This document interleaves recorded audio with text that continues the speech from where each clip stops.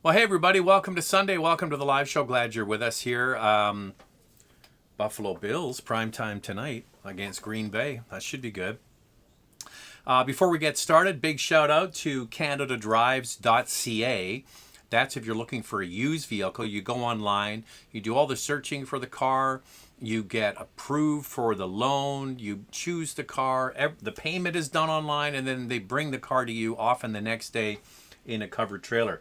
And this is carcostcanada.com if you're looking to buy a brand new car. So this is for used, and carcostcanada.com is for new. If you're thinking about a vehicle, pick a bestseller like a RAV4. You want to know what a RAV4 Limited costs the dealer to buy from Toyota Canada, or then you just find out, and then you have that negotiating power. It's very important information. All right. We do have some pictures here. Hopefully I won't screw it up as badly as I did last time. If you want to get a picture through, it's Zach at motormouth.ca, Z-A-C-K at motormouth.ca, or Z-A-C-K at motormouth.ca. First picture's a beauty. First picture's a beauty. Check this one out. Look at that. Oh yeah, now we're talking. That is a carmine red Porsche 991.2, so the updated version. It's a C4S, nicely done, my friend, with a manual transmission. And this picture was taken by James in his neighborhood in Denver. And Andrea and I were in Denver not that long ago for the Mercedes-Benz launch, and a nice city. To me, that looks kind of like Guards Red. I think Carmine Red is just a little bit darker than Guards Red. What's the classic Porsche red? All right, the next one. I'm going to read this one to you because it's kind of in. This comes from Mac. And Mac leased a 2021 Chevy Bolt EV. And in May of 2021, he got a deal. Because of the battery issue, GM took the car back and replaced it with a 2022 Bolt. And then, because of the change in the MSRP, they sent him a check for $9,000. So if you're not aware, in the United States, they had a price adjustment when the facelifted model came out in 2021, I should say, and then they dropped it again about 6 or 8 months later when the car started to go back into production. So we got all that money back. So he's got an updated car with $9,000 back. Well done. That's Gary in North Carolina. Our next picture, this is kind of interesting. This is Don, this is a JDM Toyota Corolla. So it's a 2005 Toyota Corolla RunX from Japan. So that's the outside, and then there's a picture of the inside. So you see it's a right-hand drive car.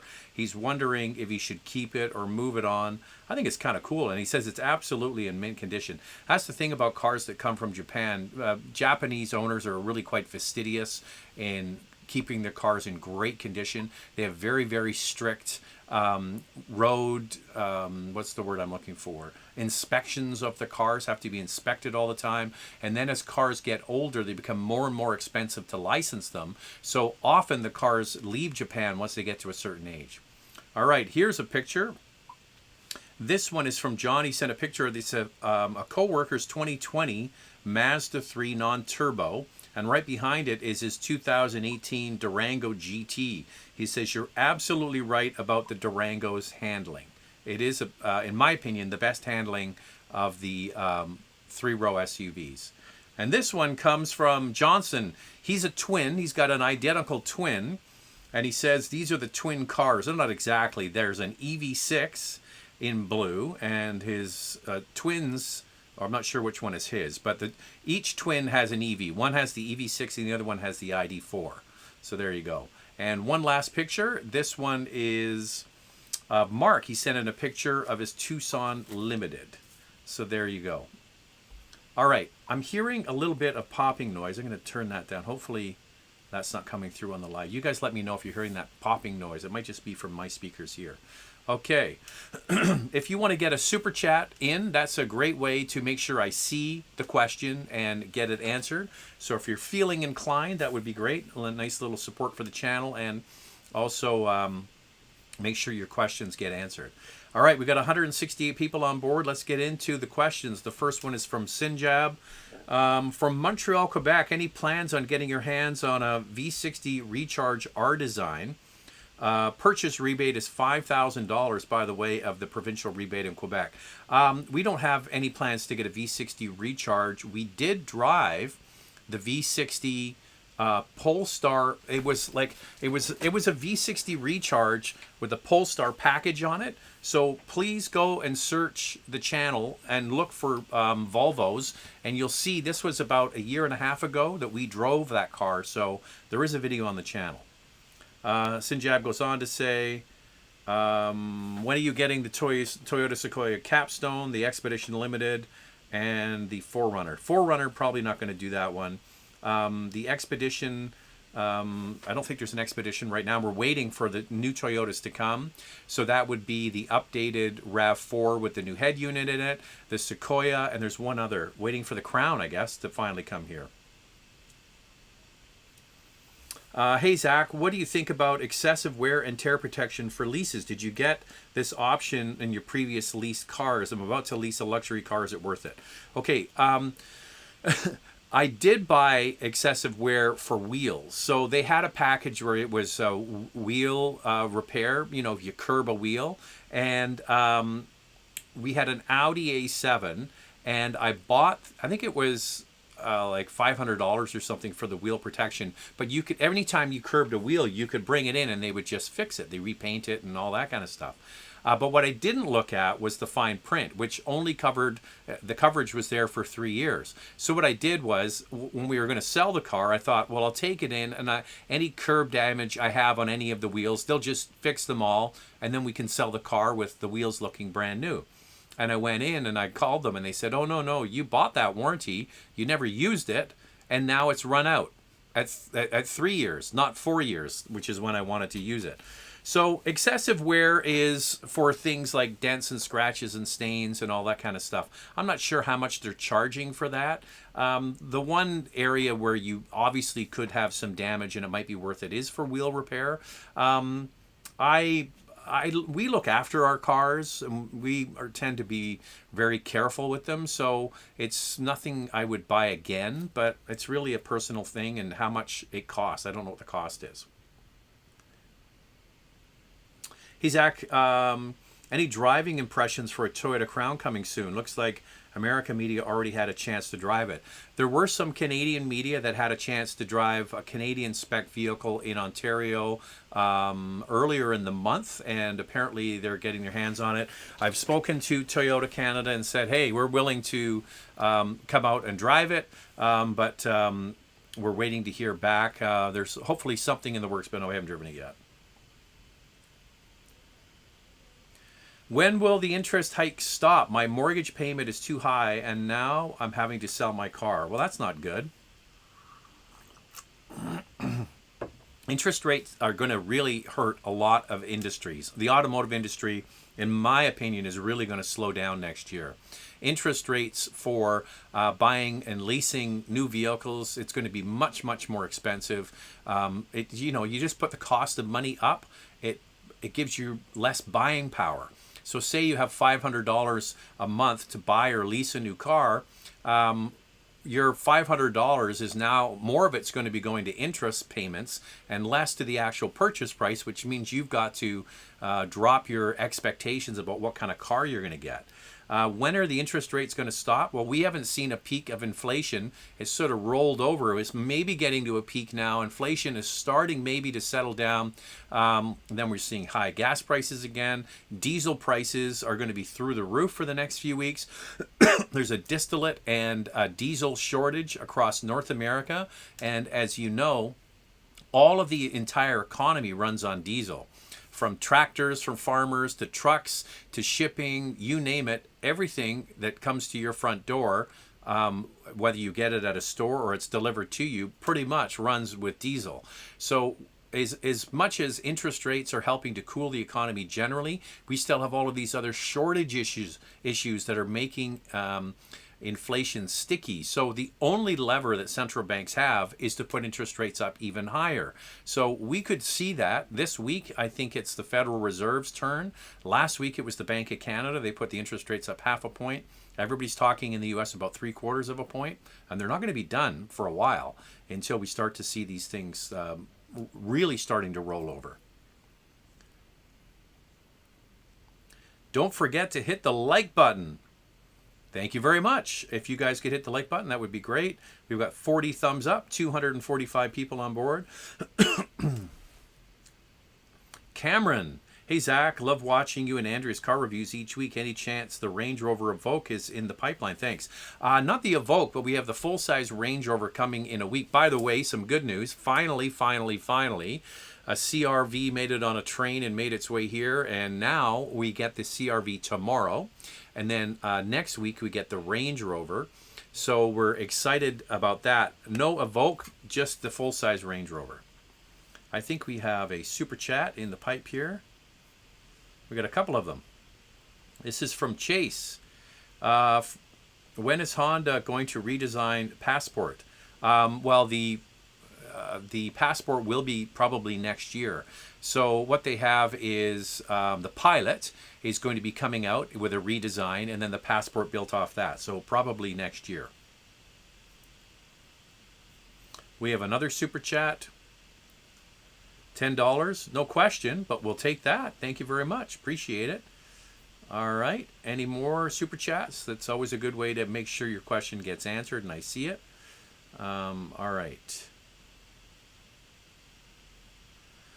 Marky Mark. Hey, Zach, I heard motoring is off the air now. Do you have any plans to do your own show now? I've been watching motoring since forever. Okay, so if you're not in Canada, you might not be aware, I hosted a national TV show across the country on Global, which was called Driving Television, and that ran for 17 years. And then I left that show and went to Motoring TV, and that show started in 1988, so 30 plus years. And I came on, I left Driving TV, and that show folded. And then I went to Motoring TV, and I worked on that one for one season. And then the owner of the show and his wife decided that they were going to close it down and retire. There was some chatter that we would take it over. They changed their mind on that. And my long, hard look in the mirror basically says the future is this. It's the internet, it's YouTube, it's instant access to the cars that we drive. If you have a TV show, you would film a car, Andrew and I would record it, and then it would be sent off to an editor, and then they would get it ready and put it in with the rest of the TV show, and that's a 30-minute broadcast, and then you've got to wait for the repeat cycle. So you would get a car and record it today, and it might not make it on TV for 2 or 3 months, depending on the repeat cycle of the TV shows. And that's not the way the world works right now. We're in an instant information age. I mean, we've got everybody asking questions about when are you going to drive this? When are you going to drive that? Other people have driven it. You haven't driven it yet. When are you going to get it? Well, that is compounded by the fact that you're in an instant world. Everybody wants the information yesterday. So I think the days of TV shows on classic broadcast TV, I don't think there's going to be much in the way. I mean, in Canada, we have some French, in Quebec only TV shows. I just don't see that's the future. I think if we had done a TV show in Canada, we might get another 5 years of sponsorship and support for it. It's quite interesting because Andrea and I were on that show for a year and a half. We would run into people and you could tell what they were referring to based on their age. You would meet some people and they go, oh, I really like your show, and they're referring to the TV show. And then you would meet younger people and they would say, well, I really like your show, and they're referring to YouTube. And there really was a line between people who still watch traditional broadcast outlets and those that watch online. And it was probably somewhere around 50, right? So older people would certainly still be watching TV. All right, I think we have another super chat here. Hi, Zach.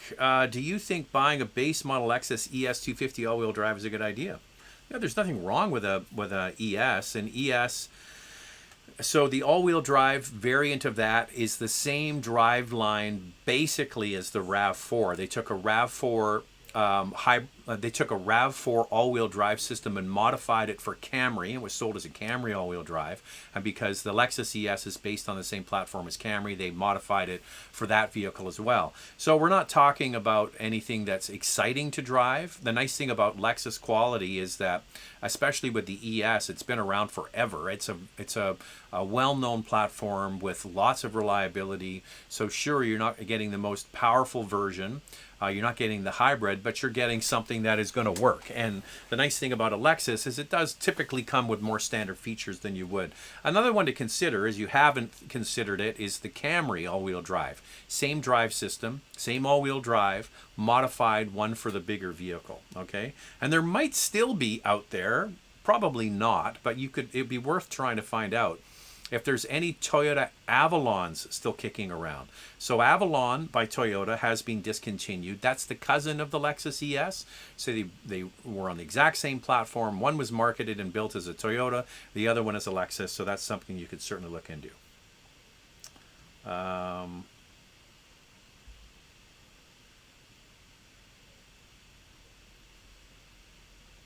Here's Greg saying, for sure, you have more control over cost than a TV show. You know, the great thing about the internet is the democratization of content producers. So really, anybody with a smartphone and a computer, a laptop, you don't even need a fancy computer. You could do it with a Mac Air. You could have a phone and a Mac Air and start making videos and publish them on YouTube. And it costs you not much. Most people have a laptop. Most people have a phone. And you can start producing content. And that can get noticed and start to get a following. And now you have a YouTube channel. In the old days, TV, big TV cameras, lights, sometimes studios, the editing suites that, the shows would have. Now, they didn't need to be big editing suites, but in the case of motoring TV, they still had a big editing suite, a dedicated editor, graphics, voiceover people. I mean, with YouTube, we could shoot a car today and have it edited tonight and out on YouTube tomorrow. And that's the beauty of, and the instant world that we're in, right? All right. Back to the questions. What's your take on the chip shortage? Well, I read a couple articles. One was about Toyota and one was about Volkswagen. So Oliver Bloom is the head of the Volkswagen Group. And basically they're saying that their supply shortage nightmare is absolutely not getting better. And they have supply issues from all kinds of different suppliers for the Volkswagen Group. So that's the second biggest car company in the world, the Volkswagen Group, outside of Toyota, that they're saying nothing is getting better. Then you have Toyota, which is the largest car company in the world, and they're having to reduce the output of their factories because they just don't have the parts. One example is Toyota will be selling cars without a keyless entry to open the door and push button start. So we're going back to the old key in the door and the key in the ignition. That's pretty serious. People are used to these features. They're like everyday common things. So to not have that is going to be quite interesting. So every brand is deciding how they're going to deal with this. And Andrea and I are getting a chance to test drive, some of the smaller utilities where it would have had a power lift gate, no longer has a power lift gate. That's one quick, easy way they can, get around having less semiconductor chips. And that's what they're going to have to do. As I've mentioned over the last few weeks, if we get a slowdown in the economy, that will help alleviate some of this, but there's so much pent-up demand and people are waiting for vehicles. I don't think it's going to make that much of a difference for quite a while. So the chip shortage is not good. General Motors, the third biggest car company in the world, was saying they're starting to get their head around it and they're improving, but still not totally back to the way it was. Hey, Zach, I just moved from Brisbane, Australia to Vancouver. Never used winter tires before. Do you think the Michelin Cross Climate 2 all-season tire can replace a real winter tire? So first of all, welcome to Canada. And with the weather we're having here in Vancouver today, you're probably second-guessing your decision. It is absolutely pouring rain today in Vancouver, just lashing down rain. So anyway, welcome to Canada. I don't know the specifics of this cross climate to all season tire. What I want you, like for example, if you're leaving Vancouver and you're heading at all into the mountains, you have to, by law, have a winter rated tire to drive on the highways leaving Vancouver. So if you want to go to Whistler to go skiing, you can't do that with an all season tire. You want to find a tire that has on the side of it, it's a mountain, a three-peak mountain with a little snowflake in the middle. So I don't know the specifics on this particular tire. So you might be confused. It might be what's called an all-weather tire. So instead of looking at an all-season, which was the old, antiquated, outdated marketing terminology from the tire industry, and they would be well served to get rid of all-season, because all-season tires are really just three-season tires, and then switch to an all-weather tire. Now that's something slightly different. We did this exact thing.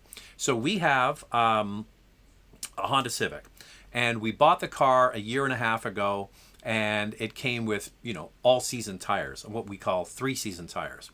And now, because we're driving it more often, and our kids are learning to drive on the car, and I didn't want to switch winter and summer tires, I got from Toyo Tires Canada a set of all-season tires. In that brand is called Celsius. So if you're thinking about getting an all-weather tire, I can recommend the Toyo, Toyo, Celsius all-weather tire. So that's one. Another one that's very good but expensive is Nokian.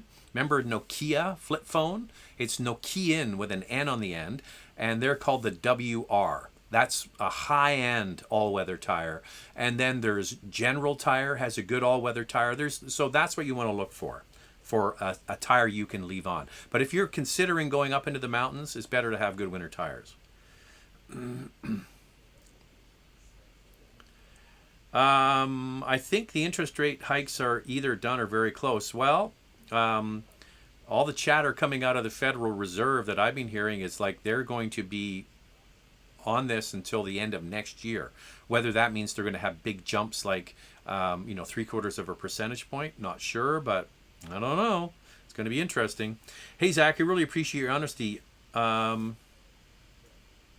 You are the only Canadian reviewer that point out Honda is overpricing their cars in Canada. The new Type R is priced at $50,000 in Canada. Thoughts? Well, they know they have a special car, and they know that they're going to sell every one that they can get their hands on. So I think that at $50,000, that's a crazy amount of money for a Honda Civic, but it might actually be not a terrible buy because there's so few around, and if you want to go and sell one in the future, if it hasn't been abused, then that's one hell of a car. But yeah, the prices are going up. I mean, a base model Civic with the 2-liter base non-turbo is $26,000 in Canada. So the Type R at 50 isn't too far out of the realm of weird, but we have the CR-V this week, and I don't think Honda's going to like our review of the pricing. We'll wait till we drive the car, but when it comes to pricing, it's ugly. 8 thumbs up and the show hasn't started. We're at 101 thumbs up. That's cool. Keep the thumbs up going.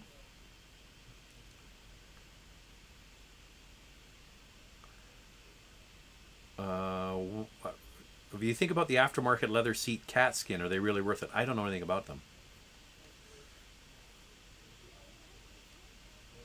Hi, Zach. Do you have any news for Corolla Cross Hybrid? Corolla Cross Hybrid will be coming in the new year. I think it was going to be like around now, but it has been pushed back to the new year. Now, new year in car company talk really means the first quarter.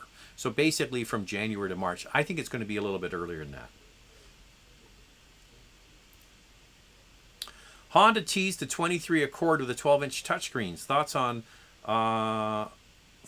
on why they wouldn't just launch the new CR-V with available? Can't wait for you guys to nail them on the CR-V next week. Yeah, well, I'm not sure the date on the Accord unveiling. Is it going to be at the LA show? Maybe that's when it's going to be unveiled. So we'll have to wait and see.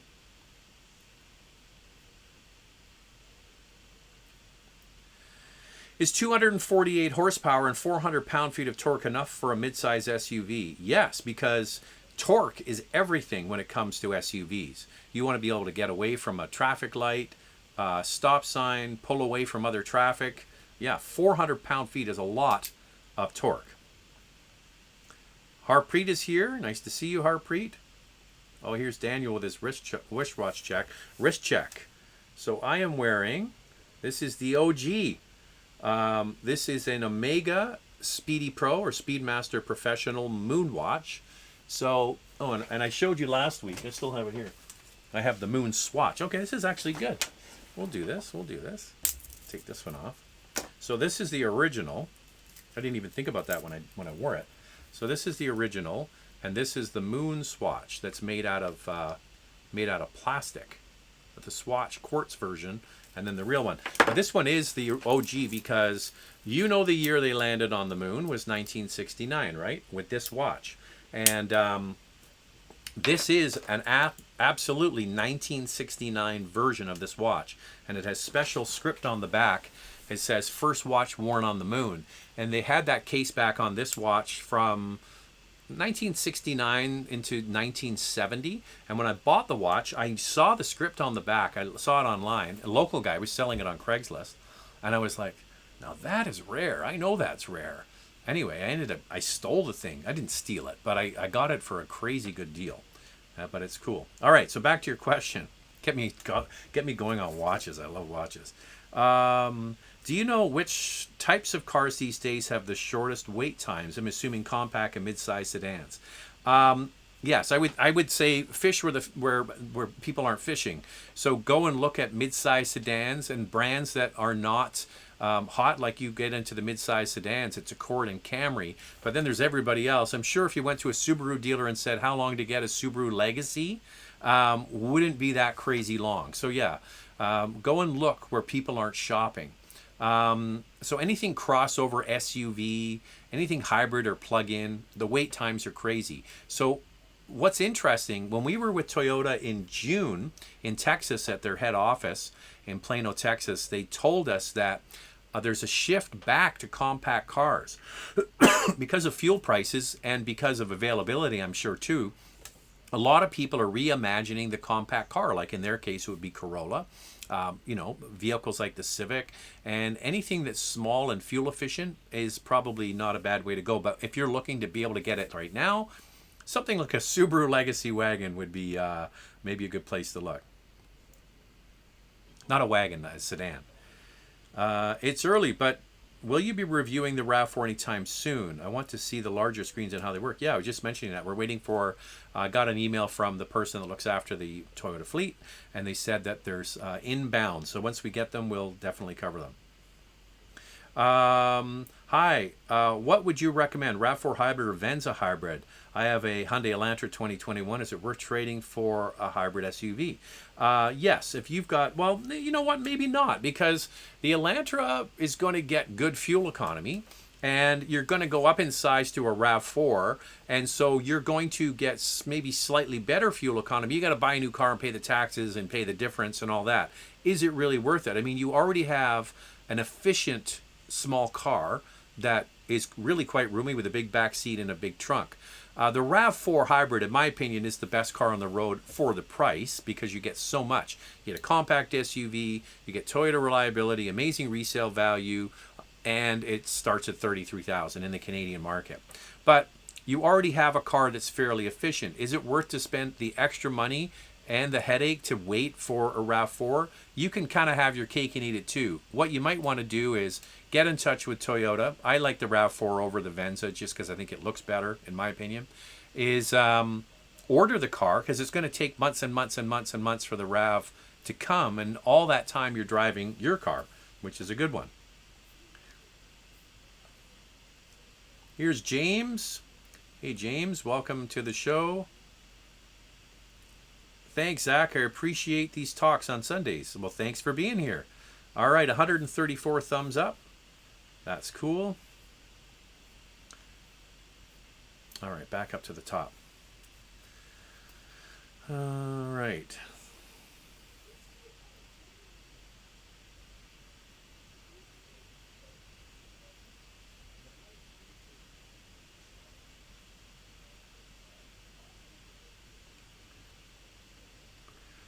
Hi, if you were to pick, would you go with hybrid Sportage or hybrid Tucson? Um, we, Andrew and I, when we did comparison of the two, came to the realization that in our market here, I'm not sure if it's the same in the U.S. The Kia is cheaper and it comes with a lot of stuff. So if I was buying one, that's the one I would choose. My Sirius XM subscription came due in the 21 Telluride. They automatically started charging me $22 a month. A quick phone call and it was down to $9 a month. Quite a game they play. Okay, I do this every year. Here's a pro tip from someone who's had satellite radio in their last 2 cars, so it's been close to 10 years. So this is what I do. I don't let them, I am very clear on the phone with the satellite radio people. They say, "Where do you agree to these terms?" And they'll say to automatically bill you when the 1 year is up. And I say, no. I want to be very clear. You are not automatically charging me, because what they do is exactly this. They charge you the $350 a year for your sat radio. If you go and you say, I'm not paying that, like I'll tell you right now, I think what we pay, they wanted to charge me almost $350, and I ended up getting it for $99 for the year. But I have to phone them every year, and I got to battle with them every year and say, you know what, I'm not interested. If you renew it at the old price, which I think was $99, I'm here, I'm a buyer. And then they end up doing it. So what you want to is always make sure that it's not on the auto renew, because they'll do just that. They'll charge you without asking you. And you always have to make a note of when it's going to come up, because your satellite radio might end. So for me, this year I got it on July 1st, which is Canada Day. That's our national holiday. So it's going to be easy for me to remember. Right before Canada Day, I'll call them and I'll say, oh, you remember that satellite subscription? Yeah, I'm here again at $99, not at $250 or $350 or whatever it was. So yeah, it's a battle. But if you battle, they will drop the price. So now you know I pay $99. So try that. My friend Zach gets it for $99. Anything worth waiting for in 2024, especially EV? I don't have the list in front of me of all the vehicles that are coming. But yes, there's going to be lots and lots of EVs. It's going to be interesting to watch as you have this sort of first to market advantage of a major brand now like Tesla. As more vehicles come online and we start to see more and more EVs, are people going to maybe switch back to brands that they once owned in the past because they liked or had a good experience with them? So it's going to be interesting to watch. All right, anything else here?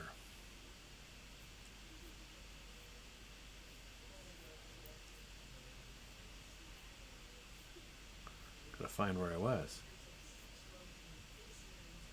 Here's Alec with a super chat. 23 Crosstrek CVT versus Forester. I'm not sure what you mean BS or BS. Versus a 15 Scion XB. So a 23 Crosstrek or a year-old Forester or a 15 Scion XB. I think I'd go Crosstrek. This is from KC. Another super chat. Thank you very much. Hi, what are your thoughts on the new recall from Hyundai and the dual clutch transmission, especially in the N cars? Will there be a buyback? So from what I've been able to get from this is they have this new dual clutch system that they integrated first in vehicles like, it wasn't Telluride, it doesn't have a dual clutch, but like in Kia's case, the Sorento with the dual clutch. We saw it in Santa Fe and others. So they tout this as their wet dual clutch, and there's a solenoid switch that I guess that helps activate some cooling mechanism in the transmission that is faulty. So either they're going to have to take it back and fix that or replace them. You know what? I find it so frustrating because we drive so many Hyundai and Kia cars that we absolutely love, and we'll do a review on it, and then sure as today's Sunday, as soon as we put it out, there'll be a recall of 100, 200,000 cars of the one that we just reviewed. So it's very frustrating to see that this brand maybe is rushing their technology to market. I mean, the cars are wonderful, but, engine issues, fires, recalls, melting,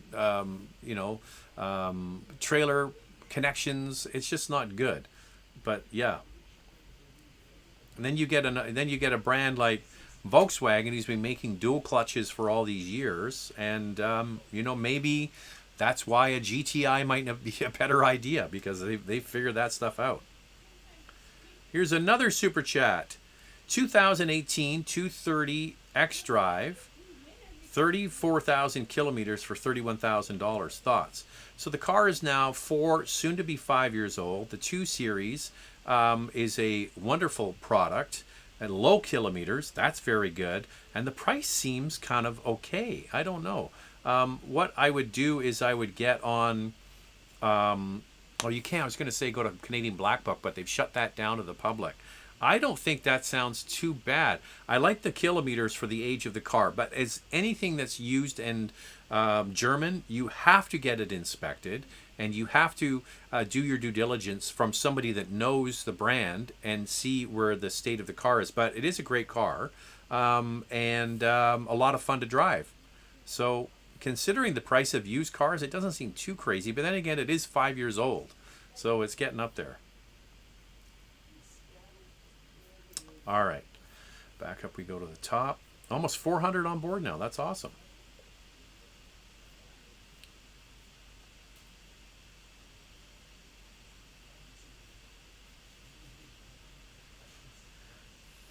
All right, here's a question. Hey, Zach, the Telluride X-Line or X Pro are $10,000 more expensive than the 2022 Night Sky. COB is equivalent on the 5 years loan with current interest rates. Market is going crazy, as I said last time. Okay, I'm not sure exactly what all that means, but let me just read this again. The Telluride X-Line or X Pro are $10,000 more expensive, taxes in, than the Night Sky. All right, not sure. Hey, Zach, we placed our order for the Kia Sportage Hybrid. Your videos are a huge influence on our decision. You're going to love it. It's a great product. It certainly is a wonderful, wonderful product. Hey, Zach, my neighbor ordered a GT3 Touring. Well done. It's over tan interior. Dealership told him it's ready. When he got there, they said they sold it for $100,000 over MSRP to someone else. What should they do? Well, if they have a contract that it is signed and it's their car, that's something. If it's just basically a request for a name in a line to get an allocation, I don't know. I mean, I really don't know what to say. I don't know what paperwork was signed. It really comes down to how airtight the deal was. And if the deal wasn't airtight and the dealer wants to sell it to someone else, they're allowed to do that. It might be a dick thing to do, but they can do it if the deal isn't airtight. I don't know what was signed. There's Greg saying you like the review of the e-tron. Yeah, so the Ranger went out this week. The e-tron is going out this week. What's going out this week? Oh, the Nissan, I'll do it twice. The Nissan Z or the Nissan Z is going to go out on Wednesday. We have a comparison of the Q4 and the ID4. That'll be coming out this week. And then on Saturday, this coming Saturday, we're going to have the CRV. Excuse me.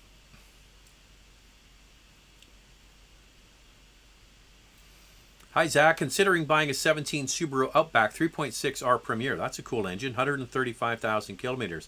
Any thoughts? And any alternative for used midsize SUV you would suggest under $25,000 Canadian? Okay, so this vehicle is now soon to be 6 years old, but that's the 6-cylinder version of the Outback that's no longer sold. So now you're getting into an age and a mileage where things could start to pop up. So I am not saying don't buy it. I'm just saying please go in with your eyes open. So you've got a car that's soon to be 6 years old. It's over 100,000 kilometers. You need to make sure that it has been maintained properly. You need to get it inspected by a mechanic and find out the condition of the car. It could be totally fine. But So yeah, and plus it's an interesting model, and they don't make it any longer. So there's some compelling reasons to consider it. So under $25,000, a midsize SUV, you would suggest. I would look for like if you want reliability in that sort of compact utility, like a RAV4 would be a great used alternative. But you got to pay through the nose for anything used these days. All right, some more super chats here. Hey, I turned 40 this year. Well done. And I booked myself a BRZ. This will be our family's second car. How bad will it be to drive in the winters? We live in Toronto.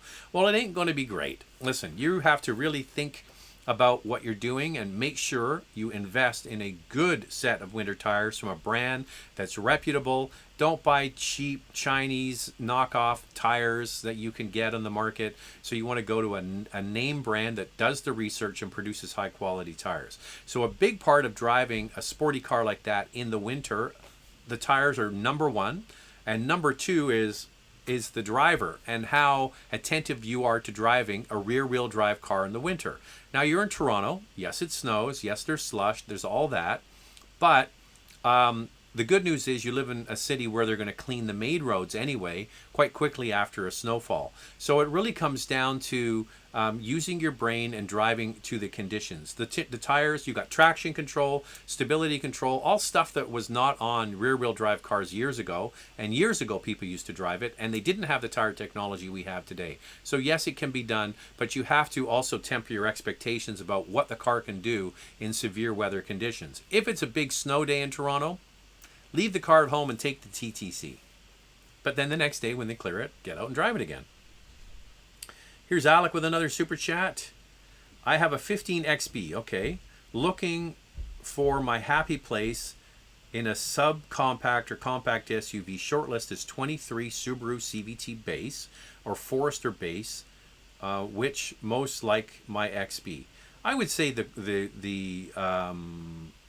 Crosstrek is going to be closest to that.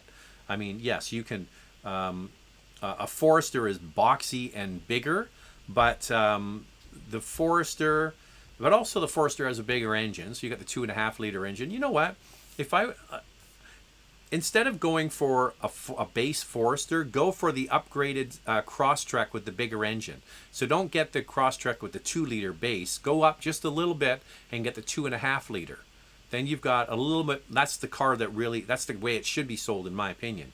The Forester's bigger, it's boxier, it's similar to the XB in kind of its vibe, but I think the Crosstrek with the bigger engine is the one I would probably get. All right. We're over 400 now. Nice. 179 thumbs up. That's cool. All right, let's get back to the top here. Where were we?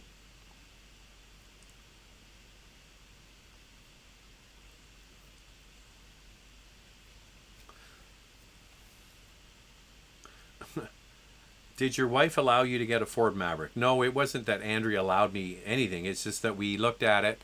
And when we had the Maverick hybrid, we were both pretty smitten with it. I still think it's fantastic. It's going to be a great city vehicle because it's just crazy good on fuel economy. Plus, you get a pickup truck. Plus, you can take extra passengers in the back. That would be to replace our Honda Civic. We were hoping that we would be able to buy when the vehicle was done its run as a press unit, the press vehicle, the red one that we drove, but Ford wouldn't play along. So because of that, we said we'll pass. We're not going to try and wade into the car market the way it is right now. We're not dying for a new car. Our cars are just fine.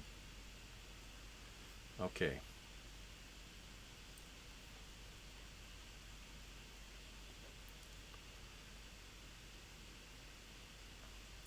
All right. Asked a question last week about what to do after finding Santa Fe or Tucson Limited Hybrid at a reasonable price. So went with the 22 Santa Fe Limited with a good discount. Well done. Good for you.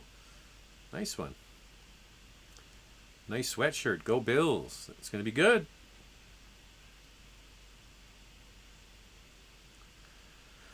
Hi, Zach. I have an RX 350 and I love it. My lease is coming up at the end of the year. Which of the two... Sorry, let me just read that again. I have an RX 350 and love it. My lease is coming up in a year. Which of the two RX 350 hybrids would you pick. Thanks. Well, there is only one. Okay, I see what you're saying. So there's the RX 350h. That's the hybrid version, and then there's the 500, which is the high performance one. And probably, if you we don't still know the price of that vehicle. That's the problem, because they just haven't divulged it, because the vehicle is going to be coming on sale here soon. So I'm not sure what the 500 is going to sell for. Hey, if you can afford it, the 500 will be fantastic, but there's nothing wrong with the other one either.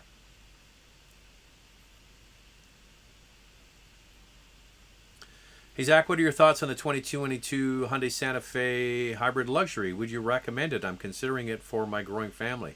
Absolutely. The hybrid from Hyundai and Kia, the models that they have. So if you have a growing family, so yes, the Santa Fe is fine, but also consider, just for space, if you have a growing family, is the Kia Sorento.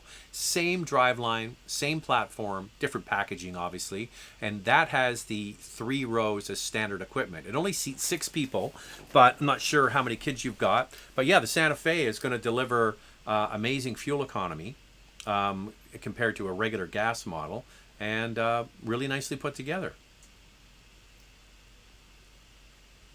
Have you seen Toyota's underground color yet? I have not seen it.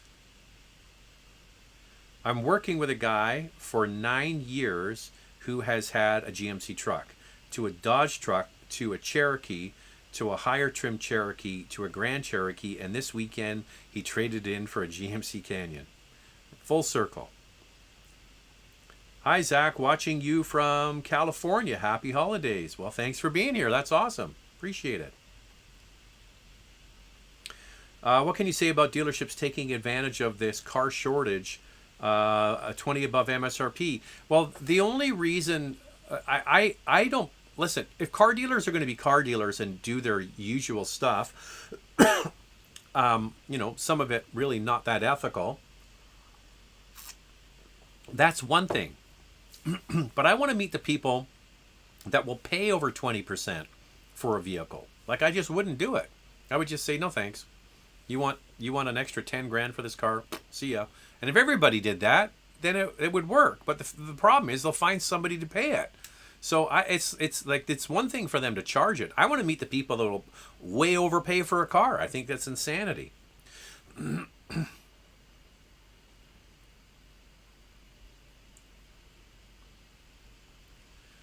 I heard another interest hike in December. Oh yeah, we're not done with the interest rate hikes. They're going to raise, pause, maybe raise again. We'll have to see. What do you think about the Ioniq 6? Well, I'm going to get a chance to see it in person. So I want to wait till I see it in person. But it's going to be at the LA show for sure. Are you going to review the Toyota Highlander XSE? Well, we're going to get the Highlander with the new turbocharged engine for sure. Same thing. That's on a train somewhere here as well. So there's lots. The great thing about our business is it's always turning over, right? So just from Toyota, you mentioned Toyota. So they got a Highlander with a new turbo engine. We got a RAV4 with a new updated interior and new head unit. We got a Sequoia that comes now standard with a hybrid system. And then we've got a new Toyota Crown. There's another vehicle that's going to be released soon. I can't tell you what it is. So that's just one brand. That's 5 vehicles. That's just in one model year. So it's good to be in this line of work, because there's and the thing is, it doesn't matter whether the economy is hot or the economy is slow. The vehicles are still going to be introduced, because the planning for these vehicles is years in the making. So a car that comes to market today, the planning on it started probably at minimum 5 years ago. So even though maybe next year the economy won't be as good, all of the cars that were planned for those 5 years are going to still come to the marketplace. Can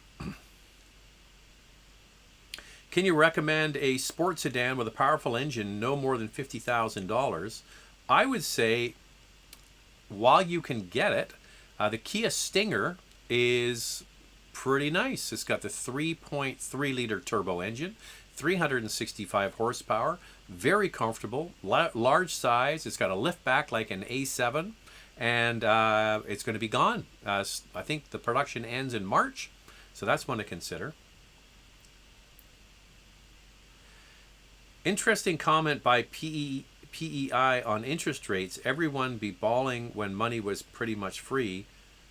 Lower wealth effect is real. Yeah, we're going to all have a less purchasing power. That's the whole idea of raising the interest rates, is to slow the purchasing and bidding up of goods.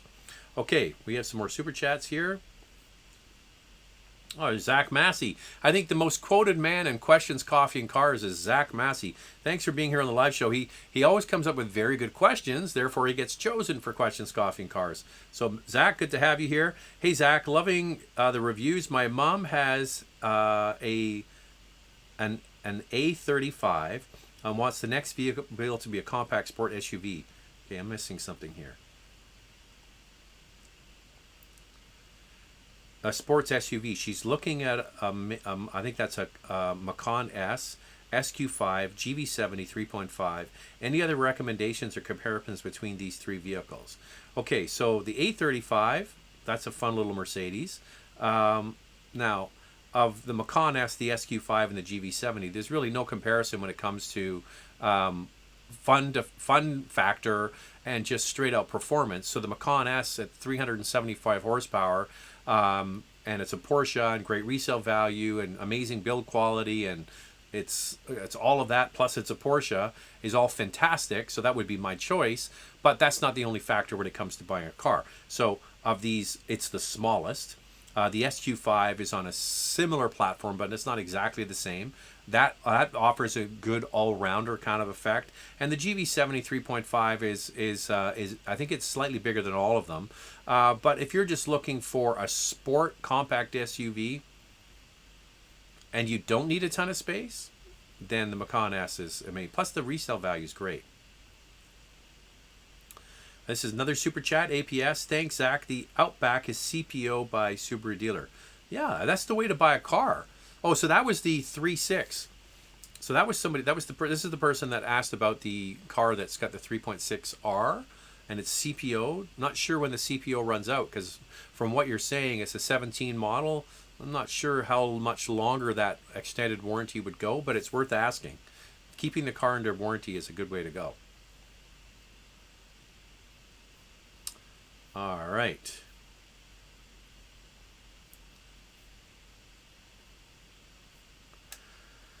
I'll find out where I was again.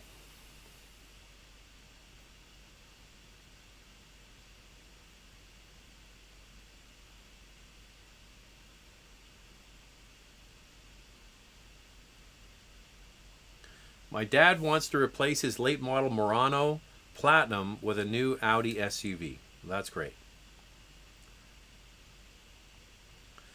What are chips controlling in a vehicle? Okay, quick little background on the chips that go into cars versus the chips that go into your smartphone or a computer or anything that's high tech. From what I've been able to find out and read is that the kinds of chips that you get in your smartphone, much more sophisticated and capable of really computing power. That's basically, you've got a computer in your pocket. The chips that are used throughout an automobile are much smaller, simpler chips. Think of your coffee maker, where you could program it to start making the coffee at 7 a.m. the next day. That's a very simple kind of chip. And the cars have maybe over 100 of them, and they will do things like the 3-point seat warmer, low, medium, and high. One chip will do that. Then you have another chip for the automatic closing tailgate. That's another chip. Then you have another chip that does the memory for your mirrors, right? So the car is filled with all these simple chips. Now one of the problems is the world is quickly moving to these much more sophisticated chips. The chip makers make a lot more money with these, and there's much bigger demand. Now you would think with 100 million cars being produced around the world that car companies would be big buyers of chips, but in the worldwide makeup of chips and what they're used for, car companies are actually quite small. And they use the older, less sophisticated chips that are not as profitable. So as all of these chip makers are moving towards higher volume, more sophisticated, more expensive chips, they have not focused on the simpler, less expensive chips that are from customers that are not nearly as big. So the question is, why don't car companies move to these? So I read other article and basically said, if you have, say you have HVAC control system, or you have something in a car that uses microchips, if the car companies were to change that to a new kind of chip, that item in the vehicle has to be bench tested for durability for long-term use. So anything that goes into a car, they do all kinds of bench testing. And one of the reasons why they stick with these older chips is they don't have to do reinvest in all of that testing, because the seat controls and the heat controls that go into your car, they just move it from one generation to the next. So it saves them money by using this older technology chip. At some point, car companies are probably going to have to invest in the newer technology to get their vehicles up to it, but it would be a monumental task to shift to the newer technology and the bench testing that will need to go into that. So right now, car companies are using a lot. I mean, we're talking dozens, and in some vehicles, maybe 100 or so of these simpler chips. And then when there's not enough of them, they got to start pulling things out. Power tailgate, heated seats, keyless entry. That's what they're doing. So that's kind of the way I read it anyway. Excuse me. In the articles that I've read. Excuse me. All right. I think we have another super chat here. Does that make sense? There's not sophisticated chips. Anthony with a super chat. Thank you very much for that. All right. What else do we have here? We got Zach Massey's one in there. All right. Let me just randomly stop on a few here and we'll see what we get. Here's another question. We purchased an Audi Q3 S-Line based on your review. Got it at MSRP without much hassle. So far, very happy with it. Love not having to pay for premium gas. That's one of the major selling features of that product for sure. Congratulations. So maybe, just maybe, things are starting to slow down a little bit and the inventories might start to creep up again. We have a friend whose brother works at the biggest BMW dealership here, and he's saying that the lot is starting to fill up with cars again, and he's in the business side of the dealership, and his explanation is because of interest rates. And we heard from another dealership, another dealership that said, one of their mainline, it was a luxury brand, they said one of their mainline SUVs, that there's their best seller, the price has gone up by several $100s a month on a lease because interest rates have gone up so high. So maybe that's why you were able to get the car and not have to pay too much or anything more than it's actually worth. Okay, we'll stop on another one here. How did you find the Mitsubishi Outlander PHEV compared to the RAV4 Prime and the Kia Sportage PHEV? Well, the video that we did of that was just a static, right? We weren't allowed to drive the car. We weren't allowed to give any driving impressions. So we shot the outside, we shot the inside, we were given the range and all that kind of stuff. That was just a, hey, here it is. This is what it looks like. These are the features that it's got. We are going to get a chance to drive it in the next few weeks. So it is coming, and stay tuned. So what I'll say, just based on the facts that we know, the Outlander PHEV does not have the EV range of the RAV4 Prime. The Prime is still king when it comes to plug-in range at 68 kilometers. I know it in kilometers. And the Outlander is 61. So it's not a huge difference, but the Outlander does have a bigger battery, and the Outlander does have an extra row of seats. So you're carrying around more weight. And from what we've been told, but haven't experienced yet, Mitsubishi didn't just prioritize fuel economy or electric range. They also prioritize driving capability, and especially their all-wheel drive system. So the proof will be when we get a chance to drive it. If it's, dynamic and fun and good to drive, it might be worth it. Now, the other big one is the Outlander now has what's called a heat pump. The RAV4 Prime has a heat pump that generates heat in the cabin or cools in the summer without draining as much battery. Then the Kia Sportage PHEV has basically, to generate heat in the cabin, the gas engine has to come on. So for some people, that's a real I don't want that. I want to have it run on EV as long as possible. And with the Kia and the hybrids, the Kia and the Hyundais, they're hybrid plug-ins. The gas engine in colder weather will come on much more often, where the Outlander and the RAV4 Prime will not. All right, we'll stop on another one. Matthew here. Which car company is doing a good job meeting demand for all the vehicles they put on sale? Which car company is the most supply constrained? Well, we're hearing, like I just talked about it earlier, we're hearing all kinds of stories out of the Volkswagen group. Toyota's going into a slowdown now, not massive, but they are limiting the amount of vehicles that they make. We hear from Subaru, like for example, we went on the Outback launch. They said if you ordered a car here today, you would get it within 5 months. That doesn't sound great, but it's better than other brands. I think that Mazda, is doing a pretty good job and has some available. All you need to do to find out is go to your auto mall, if you have one in your town, and drive around, and you'll see pretty quickly that some brands have no cars and other brands do. And then that'll give you a good idea of who's winning the supply constraint problem. All right. Thanks to everybody that's here. Don't forget, if you want to get a picture in, it's Zach at motormouth.ca, ZACK at motormouth.ca, or ZACK at motormouth.ca. And next week, we'll be here next week. We do have a trip coming up later in the month, but I still think we'll be here on the Sundays. So make sure you get your pictures in. Make sure you tune in next week. And Andrea and I did this week Questions, Coffee, and Cars segment where we both hosted it.